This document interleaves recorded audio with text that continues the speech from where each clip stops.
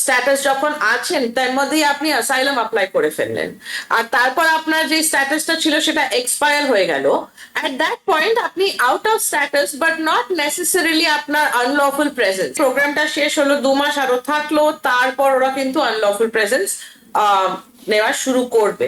6 মাসের একটু একটু নিঃশ্বাস নিতে পারলো যে আমি 6 মাস সময় পেয়েছি, এর ভিতরে আমি আপ্রাণ চেষ্টা করি I-20 ম্যানেজ করার জন্য, স্কুলে ভর্তি হওয়ার জন্য। আমি অনেক দেখেছি প্রোগ্রাম শেষ হয়ে যাচ্ছে 1 মাসের মধ্যে, বাচ্চারা একদম পাগল হয়ে যাচ্ছে, আমি তো বেরোতে হবে বেরোতে হবে। না, আপনার অপশন আছে। ইমিগ্রেশনের অবস্থান বজায় রাখা মানে স্ট্যাটাসটাকে মেনটেন করা, এবং আপনাকে যে এড়িয়ে চলার যে কথাগুলো আপনি বলেছেন, আনলফুল সিচুয়েশন, কোথায় যাচ্ছেন, কিভাবে যাচ্ছেন, সেই বিষয়ে আপনার কি স্পর্শকাতর কি কি আছে এবং কি কি আপনি ভাইব্রেন্ট এই মুহূর্তে ট্রেন্ডিং হচ্ছে আমাদের এই ইমিগ্রেশন ওয়ার্ল্ডে এবং আমাদের এখানে নিউ ইয়র্কে স্পেশালি, যদি বলতেন দর্শকদের উদ্দেশ্যে, অনেকেই ভীত শঙ্কিত অবস্থায় আছেন, কি করবেন, কি করতে যাচ্ছেন, গ্রিন কার্ড আছে অত দেশে যাবেন কি না সেই ব্যাপারেও তারা চিন্তা করছেন, আসবেন কিভাবে, কোন সমস্যা হবে কিনা এয়ারপোর্টে, নানাবিধ সমস্যা। তো যদি একটু তুলে ধরতেন প্লিজ আমাদের দর্শকদের উদ্দেশ্যে। হ্যাঁ স্যার, তো অ্যাকচুয়ালি ফার্স্টে আমাদের জানতে হবে কি আনলফুল প্রেজেন্স আর আউট অফ স্ট্যাটাস কি। অনেক লোকেরা ভাবে মানে both mean the same thing. Unlawful presence মানে out of status, out of status মানে আনলফুল প্রেজেন্স, কিন্তু এগুলো কিন্তু সেপারেট জিনিস। আউট অফ স্ট্যাটাস মানে আপনার কোনো এখানে অ্যাক্টিভ কোনো স্ট্যাটাস নেই, আপনার স্টুডেন্ট স্ট্যাটাস নেই, আপনার J1 স্ট্যাটাস নেই, আপনার টুরিস্ট স্ট্যাটাস নেই, আপনার কি বা বিজনেস বা কিছুই কোনো স্ট্যাটাসই নেই, then you are out of status. Usually once you go out of status আপনি স্টার্ট করেন আনলফুল প্রেজেন্সটা অ্যাক্রু করার, মানে আনলফুল প্রেজেন্সের দিন আপনার বাড়তে থাকে। কিন্তু আপনি কিন্তু আউট অফ স্ট্যাটাস হতে পারে, but you can avoid unlawful presence even if you are out of status. যেরকম আপনি ধরুন আপনি স্ট্যাটাস যখন আছেন তার মধ্যেই আপনি অ্যাসাইলাম অ্যাপ্লাই করে ফেললেন, আর তারপর আপনার যে স্ট্যাটাসটা ছিল সেটা এক্সপায়ার হয়ে গেল, অ্যাট দ্যাট পয়েন্ট আপনি out of status but not necessarily আপনার আনলফুল প্রেজেন্স, কেননা আপনি অলরেডি অ্যাসাইলামের জন্য অ্যাপ্লাই করেছেন, আর অ্যাসাইলাম যদি আপনি অ্যাপ্লাই করেছেন আপনাকে এখানে তো থাকতেই হবে। তো ওই জন্য very different concepts but overlapping concepts, আর লোকেরা ভীষণ কনফিউজ হয়ে যায় দুটো জিনিসের মাঝখানে। তো আমি বলবো কি, আপনার যদি এখানে স্ট্যাটাস নিয়ে এসছে, এই পয়েন্টে আপনি কিন্তু মেনটেন করুন আপনার ওই স্ট্যাটাসটাকে, যদি আপনার টুরিস্ট স্ট্যাটাস হোক বা আপনার হোক, আপনার স্টুডেন্ট স্ট্যাটাস হোক। আপনার যদি স্টুডেন্ট ভিজিট ভিসাতে এসছেন, আপনি 6 মাসের জন্য এসছেন, আর আপনি কোনো একটা কারণের জন্য ইমিডিয়েটলি যেতে পারছেন না ওয়াপস, ধরুন আপনার এখানে কারোর রিলেটিভের কোনো প্রবলেম আছে বা মেডিকেল ইস্যুস আছে, নিজের মেডিকেল ইস্যুস আছে, রিলেটিভের মেডিকেল ইস্যুস আছে, ওরকম যদি আপনার সিচুয়েশন হয়, আপনি একটা এক্সটেনশনের জন্য অ্যাপ্লাই করুন গভর্নমেন্টের কাছে। ওরা আপনার পারমিশনটা কিন্তু বাড়িয়ে দেবে থাকার জন্য, এবং আপনি এইটা এইটা এক্সটেনশন অফ স্ট্যাটাসের জন্য একটু তাড়াতাড়ি অ্যাপ্লাই করুন, কেননা প্রসেসিং টাইম আজ অনেক।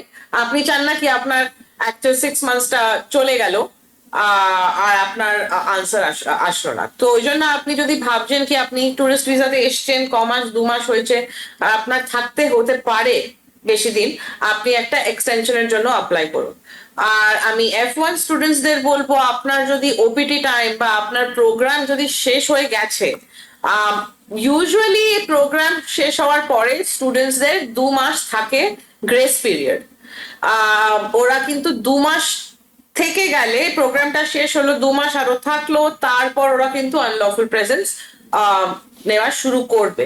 তো 2 মাস ওদের গ্রেস পিরিয়ড আছে, ওই 2 মাসের মধ্যে ওরা কিন্তু নিজের আইদার আর একটা স্কুলে চলে যান, স্টুডেন্ট ভিসাটা অ্যাক্টিভ রাখুন, একটা নতুন I-20 দিয়ে, বা আপনি চেঞ্জ অফ স্ট্যাটাসও করতে পারেন। আপনি কিন্তু F1 থেকে B1 চলে যেতে পারেন, কি বলে কি আমি আর একটু স্কুল খুঁজছি।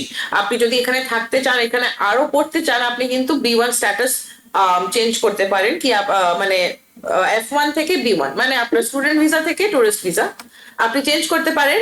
বলে আপনি বলবেন কি দেখুন আমার এখানে ইচ্ছা আছে আরো পড়ার, আর আমি স্কুলের খোঁজার জন্য আমি আর একটু টাইম চাই। তো ওরকম ভাবে আপনি অ্যাভয়েড করতে পারেন আপনার আউট অফ স্ট্যাটাস হওয়া। জি, ধন্যবাদ রঞ্জা আপনাকে।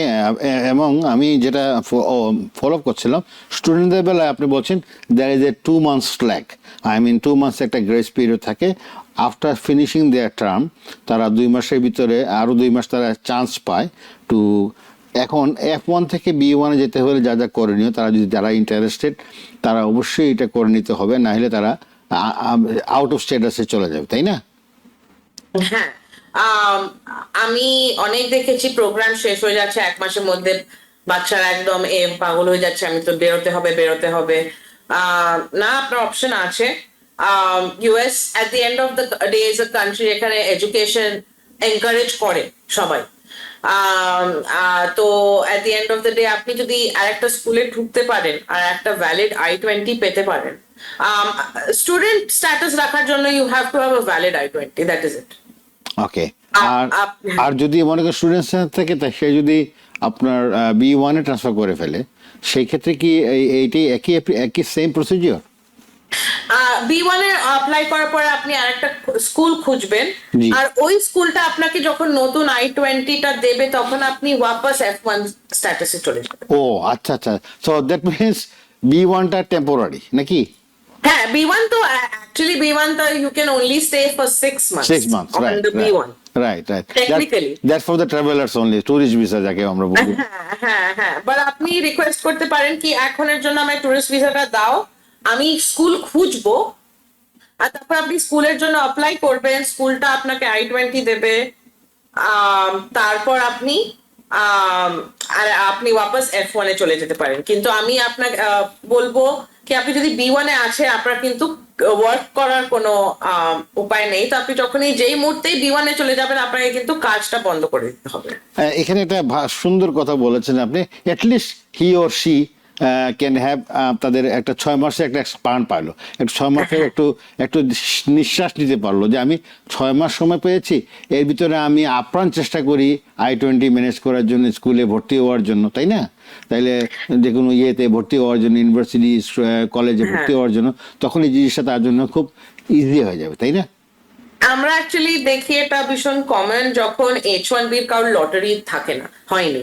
ধরো F1 স্টুডেন্ট ভিসাতে আজ তার H1B তে লটারি হয়নি, তা ইউজুয়ালি তারা কিন্তু F1 থেকে B1 চলে যায়, কি আমার এখন একটু টাইম দাও, স্কুল খুঁজতে দাও, বা আর একটা এমপ্লয়ার আমি যদি খুঁজতে পারি যে আমার B1 যে মানে H1B অ্যাপ্লাই করবে, ওইটাও আমরা দেখি কি লটারিতে নাম আসলো না, ওদের স্টুডেন্ট ভিসাতে চলে যেতে হলো।